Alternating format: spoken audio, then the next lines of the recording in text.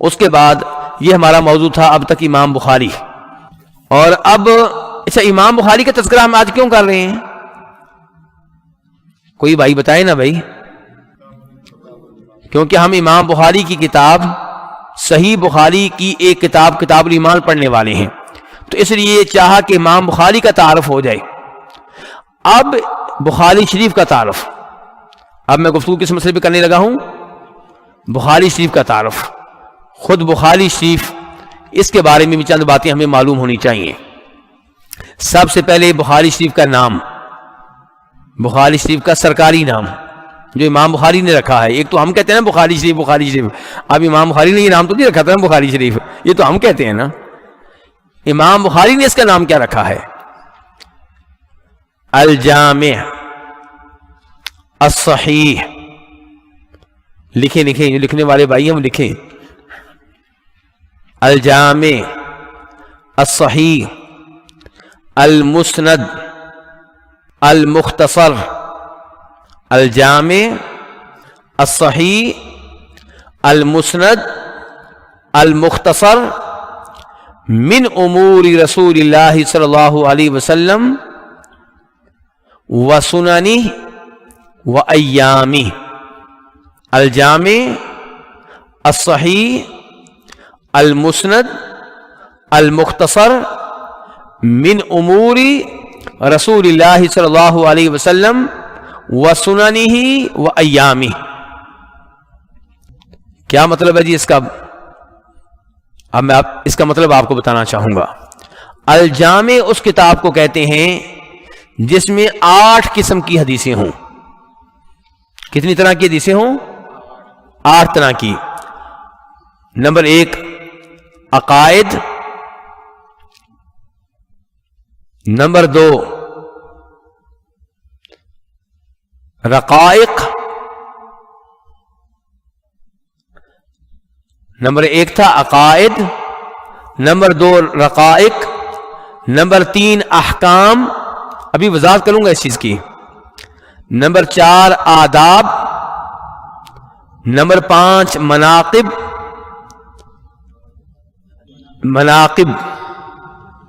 Number 6 السیر، سین کے ساتھ، السیر سین کے ساتھ، سین یہ رے، السیر.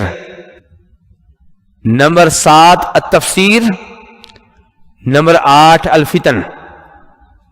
ایسی کتاب الفتن، پھر سن لیں بتاتا ہوں میں ابھی. العقائد، الرقائق، الاحکام، الآداب، المناقب، السیر، التفسیر، الفتن. یعنی کہ اس کتاب میں 8 طرح کی حدیثیں ہیں. نمبر 1 وہ حدیثیں جن کا تعلق عقیدے سے ہے.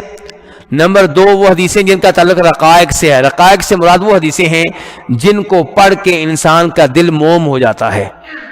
انسان کا دل کیا ہو جاتا ہے؟ موم. اور انسان کا دل چاہتا ہے کہ میں دنیا کو ٹائم کم دوں، آخرت کی تیاری کروں. ایسی حدیثوں کو کیا کہتے ہیں؟ رقائق. نمبر 3 احکام کی حدیثیں، نماز کیسے پڑھنی ہے، وضو کیسے کرنا ہے، وغیرہ وغیرہ اس قسم کی حدیثیں. نمبر 4 آداب. آداب سے کیا مراد ہے؟ وہی جو پہلے بتا رہا تھا میں.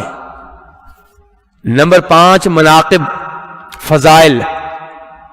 ابو بکر صدیق کے فضائل، مدینہ کے فضائل، مکہ کے فضائل، رمضان کے فضائل، یہ فضائل. نمبر 6 السیر. سیر میں کیا ملے گا؟ نبی اسلام کی سیرت. اور نمبر 7 تفسیر، قرآن پاک کی فلاں آیت کی تفسیر. نمبر 8 فتن. نبی اسلام نے فرمایا یہ فتنہ ہوگا، یہ فتنہ ہوگا. تو یہ اس قسم کی جو حدیث ہیں، تو یہ 8 طرح کی حدیثیں جس کتاب میں، اس کتاب کو کیا کہتے ہیں؟ جامع. یہ 6 کتابیں جو مشہور ہیں ہمارے ہاں، ان میں سے جامع کون کون سی ہیں جی؟ بخاری شریف اور ترمذی، جامع ترمذی کو بھی جامع کہتے ہیں. تو یہ 2 کتابیں جامع ہیں. باقی کو کیا کہتے ہیں؟ سنن. سنن ابو داؤد، سنن نسائی، سنن ابن ماجہ، یہ لفظ بولا جاتا ہے. چلیں جی. اچھا جی، آگے کتاب کا نام کیا تھا جی؟ الجامع. آگے کیا تھا؟ الصحیح. صحیح کا نام کیوں رکھا امام بخاری نے؟ کیونکہ اس میں جو حدیثیں ہوں گی وہ صحیح ہوں گی، ضعیف نہیں ہوں گی. اور صحیح حدیث کس کو کہتے ہیں؟ صحیح حدیث اس کو کہتے ہیں جس میں 5 چیزیں پائی جائیں. آپ ماشاءاللہ دورے میں آئے ہیں، دورے میں، یہ عام درس نہیں ہے، تو یہ چیزیں نوٹ کریں، ذہن میں بٹھائیں، اور جتنی بیٹھ گئی الحمدللہ، جتنی نکل گئی دوبارہ کسی اور کے پاس بیٹھیں گے پھر دوبارہ یاد تازہ ہو جائے گی، آسا آسا آپ عالم دین بن جائیں گے انشاءاللہ. اور پھر یہ ویسے بھی ثواب کا کام ہے، ذہن میں رہیں نہ رہیں، آپ بیٹھ رہے ہیں، سیکھ رہے ہیں، جتنا بھی دین کا علم سیکھیں گے اس میں ثواب ہے. صحیح حدیث وہ جس میں 5 شرطیں پائی جائیں. نمبر 1، سند متصل ہو. سند کیا ہو؟ ذرا نوٹ کریں. سند کیا ہو؟ متصل کا معنی کیا ہوتا ہے؟ متصل کا اردو میں معنی کیا ہوتا ہے؟ متصل ملی ہوئی ہو. کیا ہو؟ آپ کو اس کی مثال دیتا ہوں. اگر امام بخاری یہ کہے نا کہ میں نے حدیث لی ہے امام مالک سے، امام بخاری کیا کہیں؟ میں نے حدیث لی ہے کس سے؟ تو حدیث کیا ہو جائے گی؟ منقطع ہو جائے گی اور ضعیف ہو جائے گی. آپ کہیں گے یار امام بخاری اتنے بڑے امام ہیں. میں کہوں گا جتنے بھی بڑے ہوں، جب درمیان میں انقطاع آ گیا، کنیکشن ختم ہو گیا. کیا ختم ہو گیا جی؟ کنیکشن ختم ہو گیا جی، ملاقات نہیں ہوئی. امام بخاری کی امام مالک سے ملاقات ہی نہیں ہوئی. امام بخاری جتنے بھی علم کے پہاڑ ہوں، جتنے بھی بڑے محدث ہوں، ہم ان کی حدیث نہیں لیں گے، معذرت کر لیں گے، اور اس حدیث کو کیا کہیں گے کہ یہ ضعیف ہے. کیا کہیں گے؟ یہ دیکھیے، یہ مسائل سمجھے میرے بھائی دھیان سے، کیونکہ جب ہم ضعیف کا مسئلہ بیان کرتے ہیں نا، لوگ کہتے ہیں یار تم ایسی ہماری باتوں کو ضعیف کہہ دیتے ہو. نہیں میرے بھائی، ایسا نہیں ہے. آپ دیکھیں تھوڑی دیر پہلے میں کیا کہہ رہا تھا کہ بخاری شریف میں امام بخاری کی سب حدیثیں صحیح ہیں، لیکن الادب المفرد میں ضعیف روایتیں بھی ہیں. کہا کہ نہیں کہا؟ حالانکہ وہی امام بخاری ہیں، لیکن بخاری شریف میں ان کی شرطیں بڑی سخت تھیں، معیار بڑا اونچا تھا، تو سب حدیثیں صحیح تھیں. الادب المفرد میں انہوں نے معیار تھوڑا سا ہلکا کیا تو کچھ روایتیں ضعیف آ گئیں.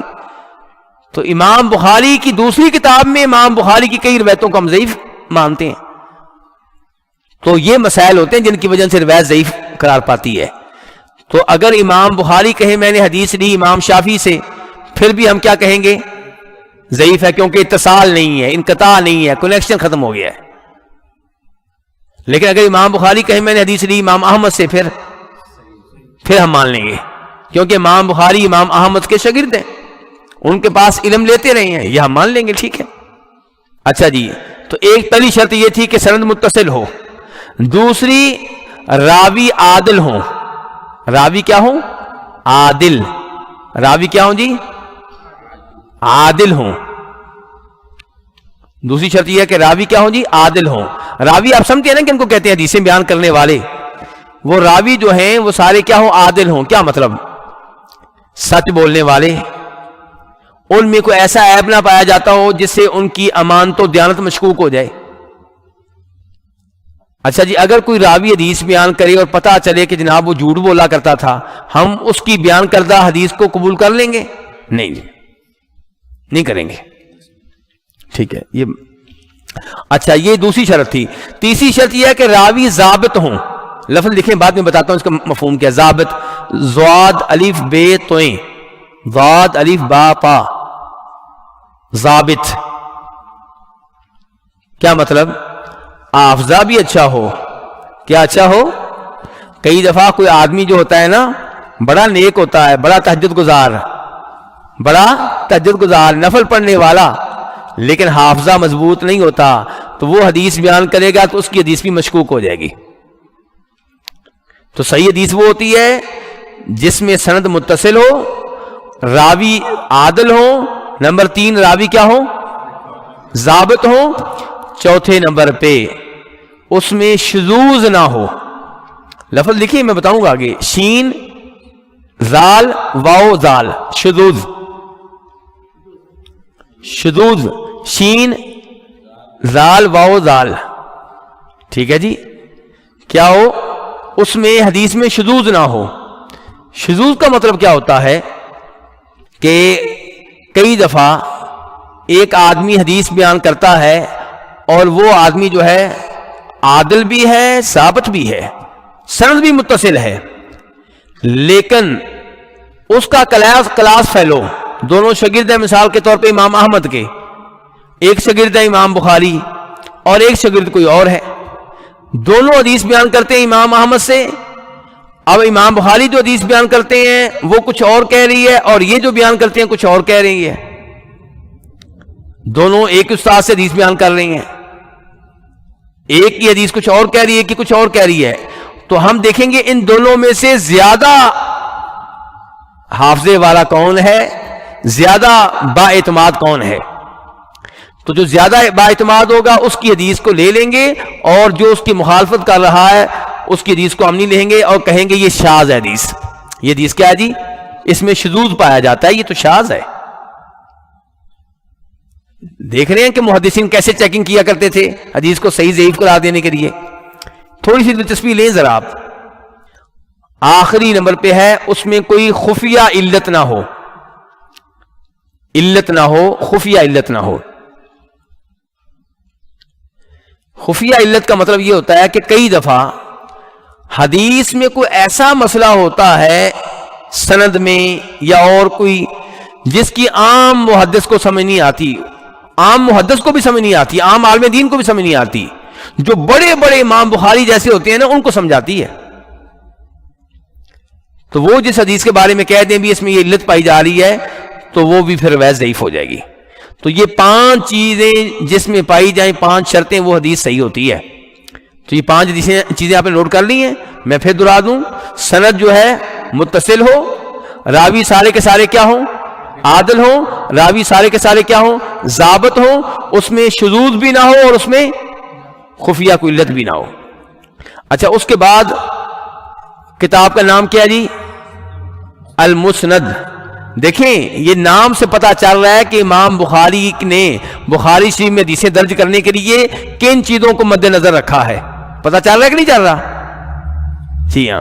تو اب نام کا تیسرا حصہ کیا ہے بخاری شریف کے نام کا؟ پہلا تھا لفظ جامع, دوسرا کیا تھا صحیح, تیسرا لفظ کیا ہے المسند.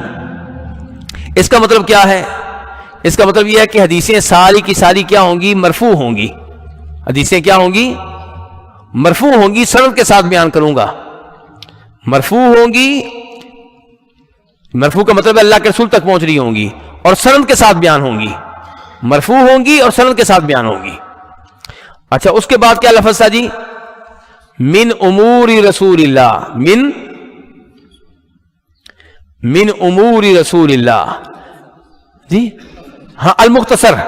المختصر کا مطلب یہ ہے کہ امام بخاری کو حدیثیں بہت زیادہ یاد تھیں, امام بخاری کو حدیثیں بہت زیادہ یاد تھیں, ان میں سے چند منتخب کی ہیں. آپ کہہ سکتے ہیں منتخب شدہ, سلیکٹڈ, ٹھیک ہے. یعنی کہ بہت زیادہ حدیثیں امام بخاری کو یاد تھیں, ان میں سے یہ چند خاص طور پہ جو صحیح لگیں ان کو منتخب کیا امام بخاری نے. اچھا, اس کے بعد ہے من امور رسول اللہ, یعنی کہ یہ حدیثیں کیسی ہوں گی, ان حدیثوں میں اللہ کے رسول کے فرامین ہوں گے, اقوال ہوں گے, اللہ کے رسول کے امور کا تذکرہ ہوگا, اللہ کے رسول کے امور کا, آپ کے فرامین کا, آپ کے اقوال کا تذکرہ ہوگا کہ اللہ کے رسول نے یوں کہا, یوں کہا. اور اس کے بعد کیا ہے, سنن ہی. ان احادیث میں آپ کے فقہی احکام کا بیان ہوگا, فقہی احکام, سنتیں, سنن, طریقے, اللہ کے رسول کے طریقوں کا بیان ہوگا. اور آخر میں کیا, ایام ہی, کہ ان احادیث میں ایام کس کو کہتے ہیں, دن. مراد اللہ کے رسول کے دن, یعنی کہ آپ کی لڑائیاں, آپ کے غزوے, آپ کی لڑائیاں اور آپ کے غزوے, ان کا بیان ہوگا. تو یہ ہے بخاری شریف کا نام. اب نام سے آپ کو بخاری شریف کی کافی حد تک سمجھائی کہ نہیں آئی؟ تو میں نے کوئی فالتو چیز تو نہیں بیان کر دی. ایسا نہ ہو کہ بعد میں شیخ صاحب مجھے کہیں گے آپ کیا بیان کرتے رہے ہیں, آپ گواہی دے دیں ان کے سامنے کہ مفید چیز تھی. ٹھیک ہے, بخاری شریف کا نام پبلک کو معلوم نہیں ہوتا, تو اس لیے ان کو پتہ نہیں ہوتا کہ بخاری شریف میں امام بخاری کیا لانا چاہ رہے ہیں. تو یہ چیزیں ہیں جن کا امام بخاری نے بخاری شریف میں خیال رکھا ہے. جاری رہے, ابھی 2 منٹ ہیں, 2 منٹ ہیں, تو پھر یہیں پہ اختتام کرتے ہیں فی الحال, اور انشاءاللہ نماز کے بعد یہ سلسلہ جاری رہے گا. تو آپ مجھے یہ بتائیں کہ 3 دن ٹائم دیں گے کہ بس؟ جی انشاءاللہ مفید چیزوں کا بیان ہوگا. عام درس تو آپ سنتے رہتے ہیں, علمی درس کوئی کرواتا ہے, آپ ان کو کہیں کہ اللہ ان کو جزائے خیر دے جنہوں نے یہ درس کا انعقاد کیا. علمی درس کبھی ہوتے ہیں, یہ دورے جو ہوتے ہیں وہ آپ کے لیے مفید ہیں. ظاہر ہے نام درسوں میں آپ گئے نہ آئندہ جانے کا امکان ہے, تو انہوں نے آپ کو ان مساجد میں موقع دیا ہے کہ ایسا علم بھی آپ لیں. تو مجھے امید ہے کہ انشاءاللہ آپ اس چیز میں ساتھ دیں گے, اور میں آپ کو یقین دلاتا ہوں کہ اگر میری نیت صاف ہوئی اور آپ کی نیت بھی صاف ہوئی تو یہ بیٹھنا اس کا بہت اجر ہے, اور اللہ رب العزت کے ہاں بہت زیادہ ثواب ہے, میرے لیے بھی آپ کے لیے بھی. نبی علیہ السلام فرمایا کرتے تھے کہ اللہ تعالیٰ اس آدمی کو تر و تازہ رکھے, اس آدمی کے چہرے کو تر و تازہ رکھے جو میری حدیثیں لے, انہیں یاد کرے اور آگے پہنچائے.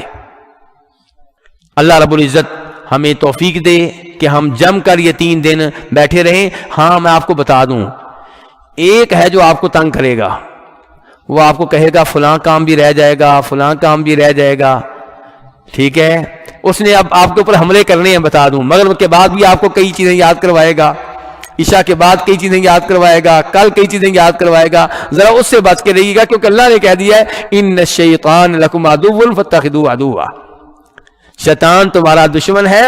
اس نے آدم علیہ السلام کو نکلوا دیا تھا جی جنت سے, میں اور آپ کیا چیز ہیں, تو ہمیں مسجد سے نکالنے کی کوشش کرتا ہے, ان کو جنت سے اور ہمیں مسجد سے. تو اسی ذرا اس سے بچ کر رہیے گا, اور 3 دن آپ نے مکمل ٹائم دینا ہے انشاءاللہ. وصلی اللہ تعالی علی نبیہ محمد وآلہ وصحبہ اجمعین. ہاں جی, یہ مسجد کے آداب کا خیال رکھیے گا. مسجد میں کوئی چیز نہیں پھینکنی, کوئی چیز پھینکنی ہے تو وہاں پہ پھینکے جہاں باہر انہوں نے کوئی جگہ بنائی ہے, اور مسجد میں شور شرابہ بھی نہ ہو. یہ انتظامیہ کی طرف سے یہ درخواست کی گئی ہے, اور یہ اچھی درخواست ہے, ہمیں اس چیز میں ان کا ساتھ دینا چاہیے. مسجد اللہ کا گھر ہے, اس کے احترام کو مد نظر رکھنا چاہیے. وصلی اللہ تعالی علی نبیہ محمد وآلہ وصحبہ اجمعین.